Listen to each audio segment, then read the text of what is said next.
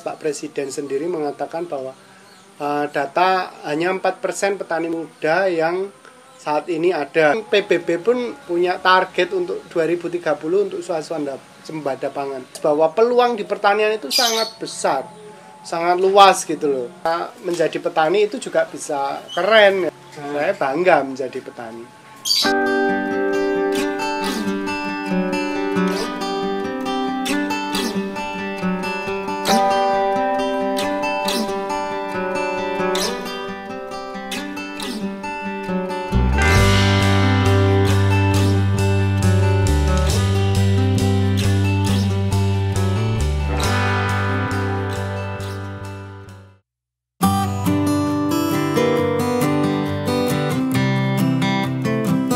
Saya sewa lahan ini itu kemudian untuk suplai yang tadi jualan karena memang kebutuhan suplai. Nah ternyata tidak bisa ya, artinya petani itu jualan kemudian produksi pasti ada satu yang kalah di situ.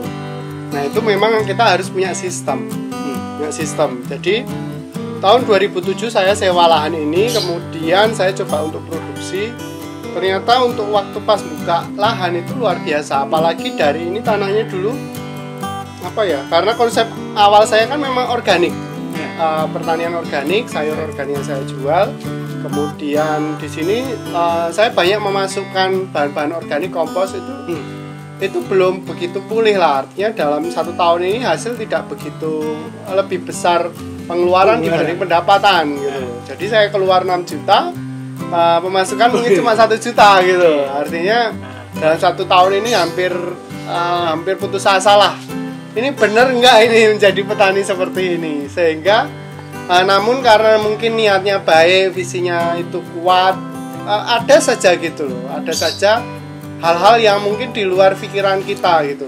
Tahun 2008 itu saya di awal tahun sudah dapat bisa dibilang saya jadi trainer gitu loh. 2008 2018. Oh, iya. 2018 ya, sorry. Okay, 2017. Tadi 2017 ya. Sekarang sewa ini, itu sebenarnya banyak gagal-gagalnya gitu loh. Tapi dari situ saya belajar gitu loh. Pada sesuatu saya belajar terus lah intinya untuk semakin skillful, semakin tambah pengetahuan. Nah, dari situ saya mendapat jadi tidak hanya hasil produksi yang kita jual, namun ada pengetahuan, kemudian cerita-cerita dari kegagalan saya pun saya bisa sharingkan bagaimana error gitu ya itu. Jadi waktu itu ada BUMN juga yang ini 2018 saya menjadi trainer.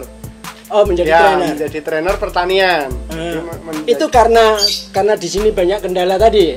Karena sebenarnya kegiatan-kegiatan saya publis aja gitu loh. Entah itu kegagalan, kita memang harus jujur. Karena menurut saya adalah kita harus building trust gitu loh, membangun kepercayaan pada masyarakat bahwa ya pertanian organik itu ya seperti ini gitu loh prosesnya dari mungkin. Jadi ada web publish gitu.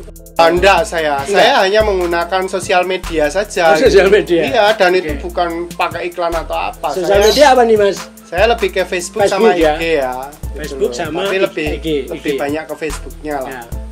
Itu dan dari situ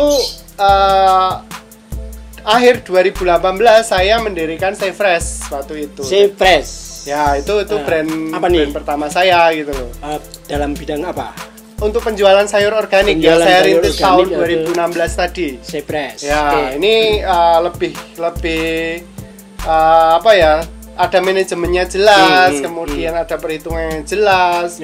Intinya tertib administrasi. Nah, itu lebih kita kerjakan lebih profesional lagi. Nah, Safresh ini saya rintis kurang lebih 1 tahun lah sampai brand itu benar-benar ada di hati masyarakat gitu. Dan sampai sekarang pun masih gitu loh.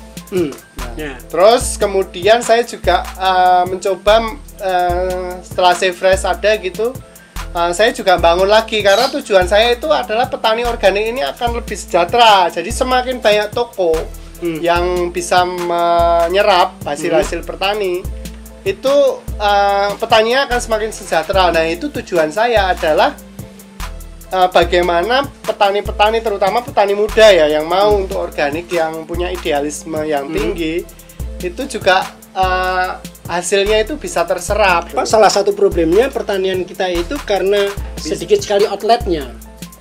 Untuk sayuran organik kan masih sempit ya pasarnya. Karena apa? Produksinya juga masih sempit, masih sedikit juga petani yang mau terjun ke organik. Karena tadi seperti saya membuat ini kan effortnya di awal tahun itu luar biasa dan hasilnya tidak inilah, apalagi kalau kita untuk hidup itu kan untuk pasarnya masih kecil ya, konsumennya sedikit. Kalau sekarang tuh sebenarnya luar biasa yang dulu pada awal-awal ya kita harus edukasi pasar seperti itu. Dan waktu itu juga problemnya harganya juga jadi mahal juga kan karena kos produksinya gitu. Betul. Nah setelah itu saya juga bangun namanya kebun kuncup juga. Kebun kuncup nantinya arahnya mungkin ini kebun kuncup karena ini kebun dan walaupun sudah ada retailnya gitu, ada jualannya. Saya coba nanti mungkin launching untuk brand sendiri. Nah di sini mungkin saya serahkan sih ke tim gitu untuk buat nama. Tadi ada beberapa nama yang disebut. Kayaknya lini usahanya banyak ya. Tadi kan ada Sepres, ada ini sendiri apa nih? Kebun kuncup ini sendiri kebun kuncup. Kebun kuncup sendiri sekarang udah menjadi kebun edukasi arahnya, karena di sini ada yang magang, ada yang PKL, bahkan orang-orang yang ingin belajar pertanian itu ada ininya wadahnya gitu. Jadi kalaupun ini ada outputnya itu hanya sebagian kecil dari supplier yang bisa dihimpun di mana tadi? Sepres atau apa tadi? Ada Sepres, kemudian ada kebun kuncup, bumi organik, kemudian nanti ada Jawa Lama organik. Nah, sebelum kita tinjau satu-satu nih, karena beliau punya banyak lini usaha. Maksud saya tadi, ini sudah diubah atau diubahkan menjadi apa tadi?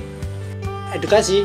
Ya, ini arahnya revenue-nya saya jadi lebih ke edukasi ya. Value proposition-nya. Revenue-nya sudah tidak diambil, kemudian lebih ke apa nih? Ya untuk menjadi kayak semacam fasilitas pendidikan.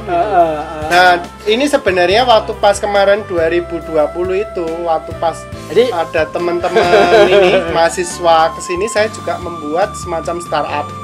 Itu namanya Renjana Eco School. Nah, tuh ada lagi tuh. Renjana Eco School sebenarnya arahnya untuk memfasilitasi orang-orang yang mau belajar ke pertanian. Selama ini kan bingung mau menjadi petani itu mulainya dari mana seperti itu. Nah, saya mencoba untuk itu. Ya, artinya kalau ada orang yang sudah mengubahkan untuk fasilitasi sosial kayak sebagai perkebunan edukasi, pertanian edukasi, berarti sudah kaya. karena bukan lagi pure business ini, beliau tadi bilang bahwa revenue-nya itu nggak diambil. Ya sebenarnya minimal kita kayak kebutuhan apa bisa tercover dari kebun ini. Apa sih sebetulnya yang menjadi proyeksi sampean, obsesi sampean, atau menjadi ideologi sampean? Saya sebenarnya pinginnya itu juga artinya mengajak teman-teman muda, yuk ini tuh negara agraris gitu loh, potensi menjadi petani luar biasa gitu loh. Dan saat ini kita masih kekurangan banyak tenaga muda di bidang pertanian. Ya artinya petani yang keren ya bisa dibilang gitu loh. Jangan cuma ikut-ikut petani yang biasa gitu loh. Kita sebagai orang muda harus mempunyai pemikiran yang visioner lah gitu loh. Mau seperti apa sih gitu loh, membuat pertanian itu lebih menarik gitu. Tadi kan kita sudah bertanyakan ya, tadi kita sudah bicarakan tentang ada banyak anak muda desa yang tidak tertarik melanjutkan profesi orang tuanya, profesi leluhurnya sebagai petani. Di samping juga ada banyak kasus kan, kemudian tanah persawahan yang berubah menjadi gedung-gedung bangunan dan sebagainya nih. Nah, tapi kemudian kan muncul satu kesadaran baru ya.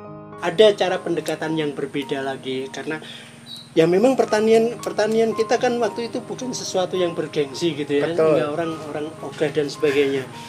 Itu kan problem besar itu, Mas. Problem besarnya sebenarnya gini. Jadi kalau misalnya kita membuat sebuah usaha dan revenue-nya itu nggak ada, artinya lebih besar pengeluaran daripada pemasukan, ya pasti akan nggak sustainable kan, nggak akan berjalan dengan. Nah itu kan masalah sebenarnya ya, kita selesaikan masalahnya. Sumber masalahnya di mana? Ya sumber masalah yang pertama adalah SDM sebenarnya. Bukan pada sistem ekonomi kita atau apalah? Apa ya bukan ya kalau kita bandingkan dengan kalau luar dikit-dikit negeri. nyalain pemerintah. Ya artinya kita jangan menyalahkan pemerintah ya, artinya pemerintah mungkin sudah baik lah gitu loh. Karena gini Mas, maaf lagi saya cuma memberikan contoh, misalnya kita punya petani masyarakat di Dieng ya, itu kan hasil pertanian kentang mereka kan nomor 1 di Indonesia, terbaik lah menurut saya, menurut beberapa ahlinya itu. Tapi kan para petaninya itu hidup di bawah tingkat kesejahteraan, karena yang sejahtera itu para tengkulaknya, karena mereka sudah terjebak macam-macam lah, gitu-gitu tuh Mas. Ya memang petani harus bersatu, tadi saya di awal ngomong gitu. Jadi ada beberapa fungsi-fungsi manajerial yang memang ada bukan petani yang masuk gitu loh, tapi itu di bawah kendali petani. Artinya petani itu ya mungkin karena dulu saya belajar juga di luar negeri ya, itu di sana. Belajar di mana nih? Tadi belum diceritakan loh, tadi belajar di luar negeri tadi hanya. Nah kebetulan saya menjadi petani juga bisa jalan-jalan hampir seluruh daerah di Indonesia bisa. Kemudian bahkan mungkin kemarin sempat ke luar negeri dan itu juga bukan diundang sebagai narasumber. Bukan juga. Jadi saya diminta dinas untuk pergi ke Korea Selatan waktu itu. Dinas Pertanian. Nah, Dinas Pertanian dan Dinas Penanaman Perizinan dan Penanaman Modal. Nah, diminta ke sana untuk belajar mengetahui bagaimana pola pertanian di sana gitu. Di sana itu petani-petani itu punya pabrik gitu loh. Nah, harga itu di tahun depan itu sudah ada patokannya. Jadi jelas petani memang sekarang itu ada pasarnya, ada harganya yang jelas. Cuma ya mungkin jadi bukan hanya bercocok tanam ya, tapi memanage ya. Tanam, iya. Jadi memang mempekerjakan profesional benar-benar gitu. Nah, harapannya bahwa di Indonesia juga akan tercipta seperti itu gitu loh. Nah, namun ya tidak tahu juga, saya juga belum begitu mengerti dengan kan problemnya kan kadang-kadang itu kan misalnya pas masa panen Lombok harga jatuh. Kalau pas tidak panen harga naik, tapi semuanya bukan petani yang memegang itu. Iya, memang sudah lain orang. Ya sebenarnya apa ya? Karena petani ya seperti yang saya bilang tadi, kita nggak bisa jualan, nggak bisa produksi. Jadi salah satu ada yang dikalahkan. Nah, kenapa tadi sebenarnya kadang tengkulak itu juga awalnya dari petani, tapi lebih menguntungkan jualan ternyata gitu ya. Akhirnya nggak ini gitu loh, dan tidak merasakan itu. Nah, kenapa saya terjun ke pertanian organik? Agar saya punya harga sendiri. Bukan problemnya memang tengkulak itu hadir dengan ukuran kepentingan dan yang sering menjadi tidak proporsional karena sangat sangat situasional. Sehingga transaksi yang terjadi. Tapi petani kalau nggak ada tengkulak ya susah juga gitu loh. Artinya kan, bukan kemudian tengkulak salah gitu, salah gitu, enggak juga gitu. Sistemnya sudah benar, cuma aturan mainnya itu yang menjadi sering tidak adil. Apalagi kalau sudah dengan sistem ijon dan sebagainya, misalnya kayak gitu. Jadi gimana untuk meyakinkan anak-anak muda supaya tertarik? Ya, menurut saya harus banyak contoh-contoh ya, artinya petani-petani yang mungkin bisa dibilang sejahtera lah, artinya menjadi petani itu juga bisa keren gitu loh. Ya, beliau sudah disebut petani keren kan, sudah jalan-jalan ke luar negeri karena pertanian. Iya, betul. Kan? Bisa masuk TV karena saya jadi petani.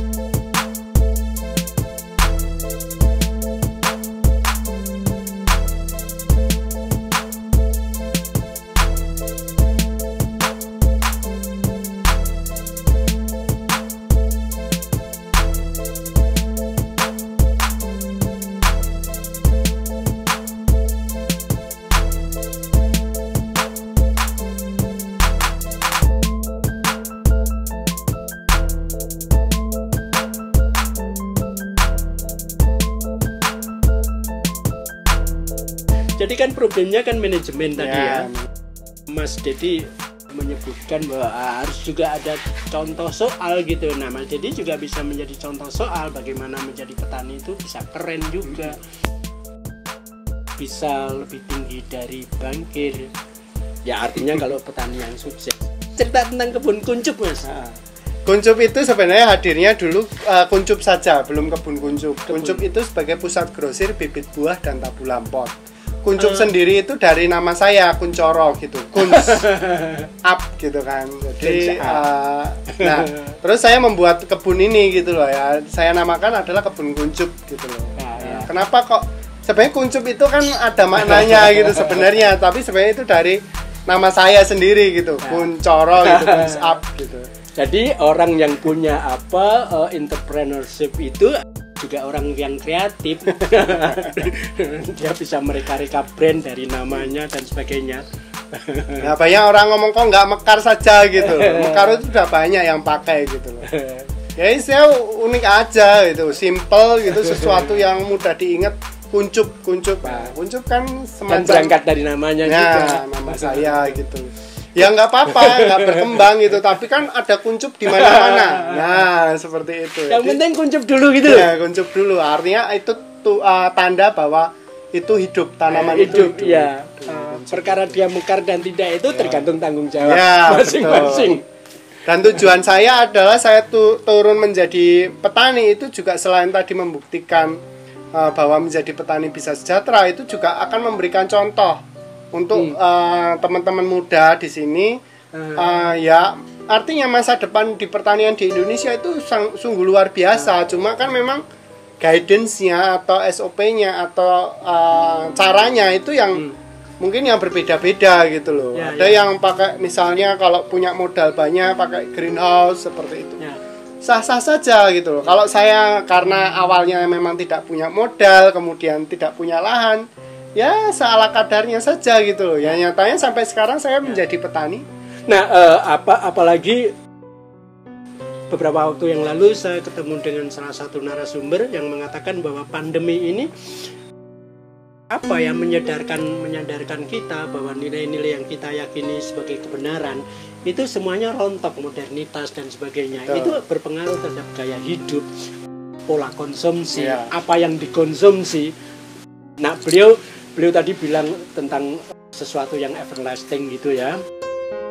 Apalagi tanaman organik. Dulu tanaman organik itu apa, kok mahal dan seterusnya, apa bedanya. Tapi sekarang karena kesadaran tentang kesehatan, relatif sudah ada perubahan nih pola konsumsinya. Tapi saya penekanan tidak ke produk organiknya ya sebenarnya. Di sini adalah kemandirian petani itu sendiri.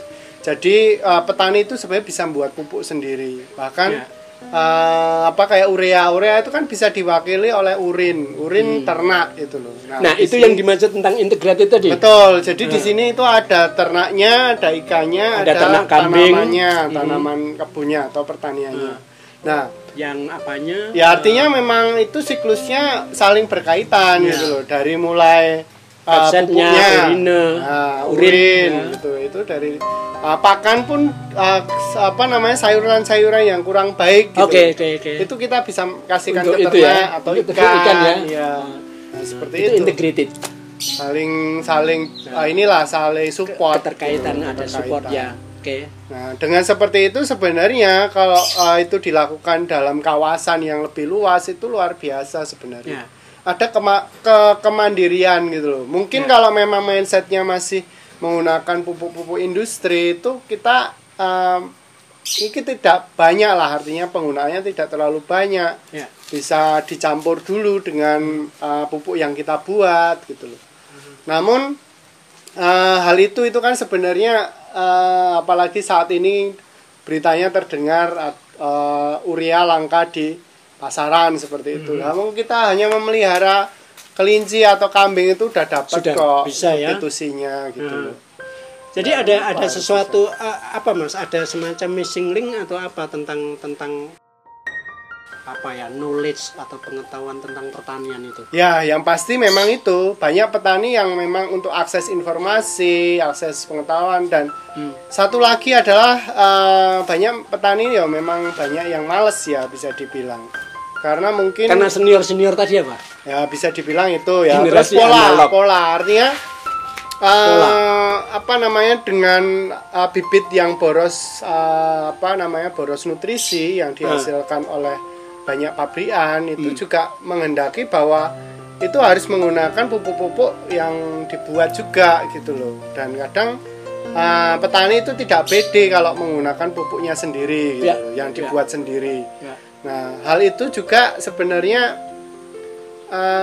ya kalau misalnya tidak mampu membeli ya kenapa harus diusahakan beli. Nah, ini problem pengetahuan ya Mas?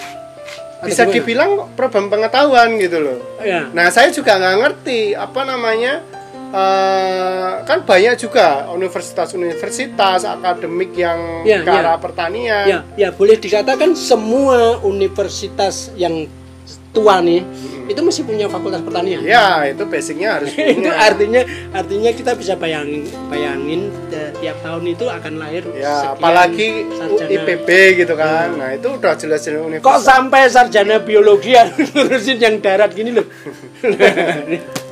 Oke. Karena tadi kan kita punya fakultas pertanian banyak nih, terus kita punya Kementerian Pertanian dan sebagainya. Sekarang kita punya teknologi komunikasi dan informasi yang relatif mudah, borderless dan tanpa batas dan bisa diakses siapapun.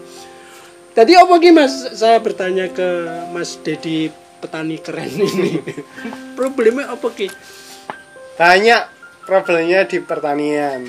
Pasti ya mungkin dari regulasi harga juga harga. Kemudian di SDM yang ada saat ini kan tidak banyak lah, artinya lebih banyak yang kurang berpendidikan dibanding yang pendidikan. Karena lulusan dari universitas itu malah mungkin jadi pegawai bank. Ada yang jadi pegawai bank.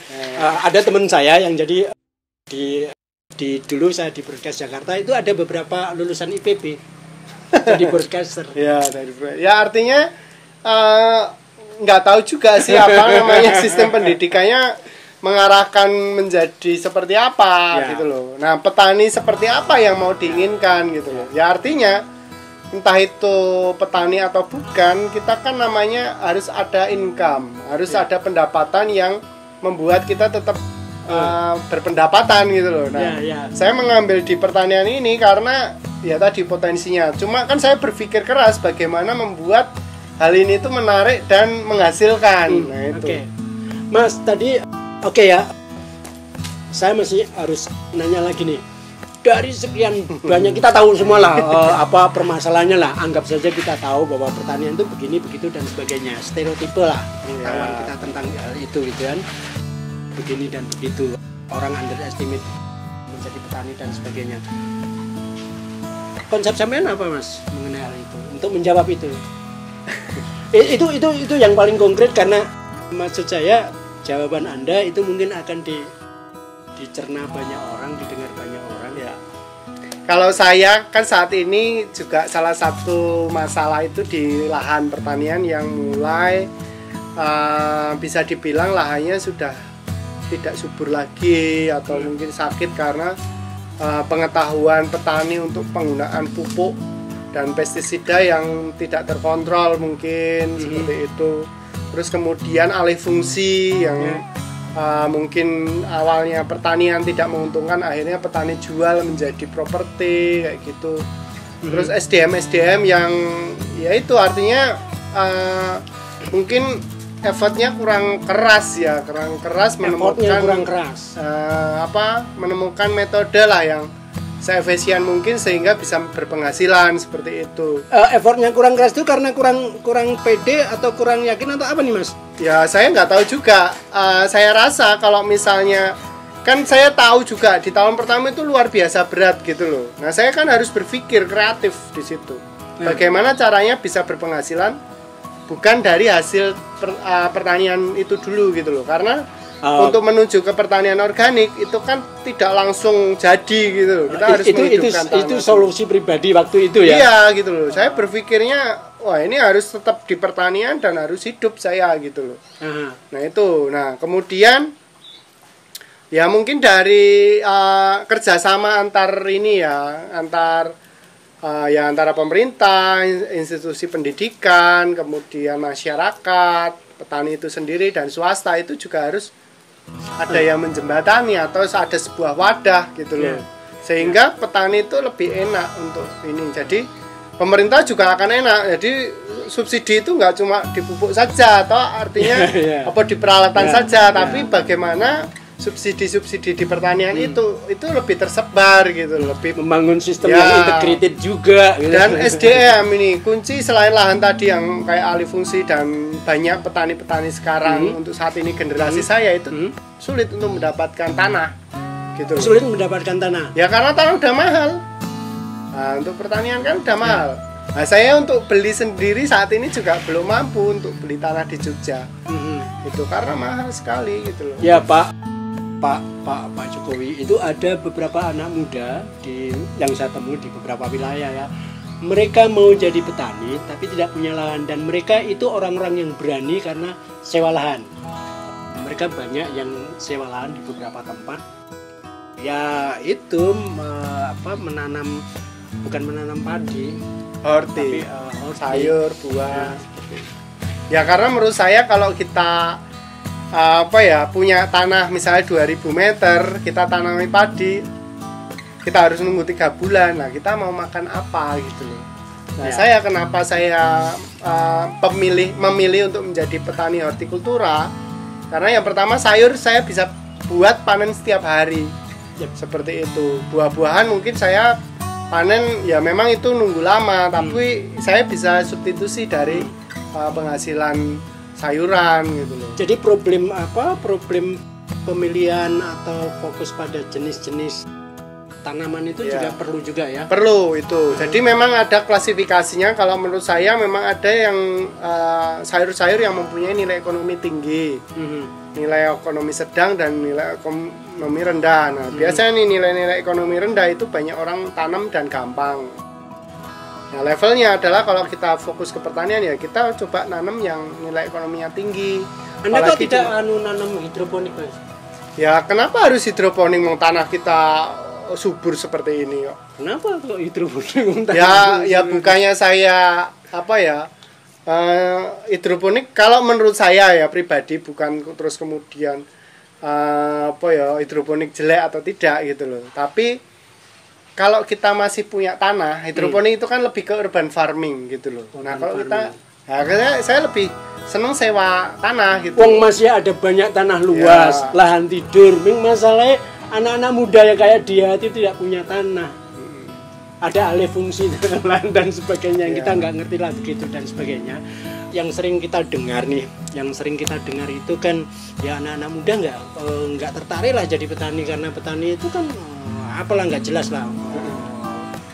Ya semua ya underestimate lah kita. Ya kita underestimate lah kalau menjadi petani.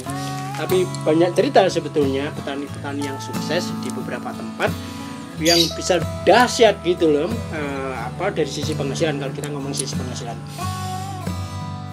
Terus sampean mau ngajak anak-anak muda untuk menjadi petani itu kenapa, Mas? Ya pertama, kenapa sih saya mengajak anak-anak muda? Karena generasi muda ya kita tahulah artinya, bahkan tahun 2018 Pak Presiden sendiri mengatakan bahwa data hanya 4% petani muda yang saat ini ada gitu, yang saat ini hadir. Nah itu kan apalagi kita mau cita-citanya untuk swasembada pangan. Nah bahkan PBB pun punya target untuk 2030 untuk swasembada pangan. Dari situ sebenarnya sudah tergambar jelas bahwa peluang di pertanian itu sangat besar, sangat luas gitu loh. Nah cuma petani muda atau para orang-orang muda yang mau terjun ke pertanian itu tidak punya sarana gitu loh. Tidak itu punya sarana. Sarana untuk mereka belajar. Oh, sarana Menurut belajar. saya itu di kampus itu nggak cukup gitu loh. Jadi nggak mungkin ya menurut saya dengan program Kampus Merdeka yang Pak Menteri itu canangkan, kalau itu bisa berjalan dengan baik, itu akan bagus sekali gitu loh untuk menimbulkan atau menciptakan petani-petani muda yang punya apa ya inovasi, mempunyai sesuatu yang bisa menolong, bahkan menolong petani-petani yang ada saat ini gitu loh. Nah, dari situ bahwa saya ingin membuktikan dulu kalau memang menjadi petani itu juga bisa sejahtera, bisa keren ya menurut saya. Kan anak-anak muda itu kan menjadi petani, orang nyebut profesinya apa petani gitu aja udah malu. Nah, kalau saya enggak, saya bangga menjadi petani. Nah, untuk menjawab itu sebenarnya saya itu banyak orang itu kan melihat contoh gitu loh. Nah, melihat contoh dan kalau memang ada contohnya dan prosesnya itu kan sebenarnya artinya adalah jalannya seperti itu. Nah, sama seperti profesi lain gitu loh, kita harus bangga terhadap profesi kita dan kita terus kemudian nggak hanya kita harus selalu belajar lah, selalu belajar terus gitu loh. Nah, jiwa-jiwa entrepreneur itu sebenarnya yang kita harus timbulkan. Gitu. Mas, kalau selama 4 tahun ini ya, selama 4 tahun Anda bergelut ini, tentang beberapa hal yang Anda obsesikan gimana? Ketemu nggak? Misalnya Anda pengen mengajak anak-anak muda terjunlah ke dunia pertanian. Iya. Itu ketemu nggak? Dapat nggak? Nah, sebenarnya kan langkah saya kemudian ya artinya gerakan saya kan ya terbatas gitu loh. Artinya ada keterbatasan yang saya punyai gitu loh. Nah, namun walaupun seperti itu saya tetap melakukan gitu. Entah kata orang seperti apa, namun ya ini buktinya kebun ini saya buat untuk sebagai kebun percobaan, kebun penelitian, kebun bahkan saya mencoba untuk memotivasi orang-orang yang magang, yang PKL di sini untuk ada juga yang magang. Iya di sini. Ini dari mulai sekolah-sekolah pertanian, kemudian universitas-universitas yang ada pertanian, bahkan kemarin yang pariwisata D4 pariwisata itu pun di sini gitu loh. Bahkan kita membentuk sebuah startup Rencana Eco School itu gitu loh. Apa alasan mereka ke sini, Mas? Ya, saya tidak tahu ya artinya alasannya apa gitu, yang pasti sudah banyak, bahkan untuk KKN pun ada untuk saat ini gitu loh. Namun yang terjadi ya memang tidak sebagus kayak yang didanai benar-benar kayak ini kan saya sendiri semua gitu loh. Ya tentu memang itu harusnya yang jawab yang tadi, yang kesini. Kenapa kesini gitu kan? Kalau tadi Mas Dedi cerita dikirim ke Korea oleh dinas pertanian pertanian DIY misalnya, itu kenapa?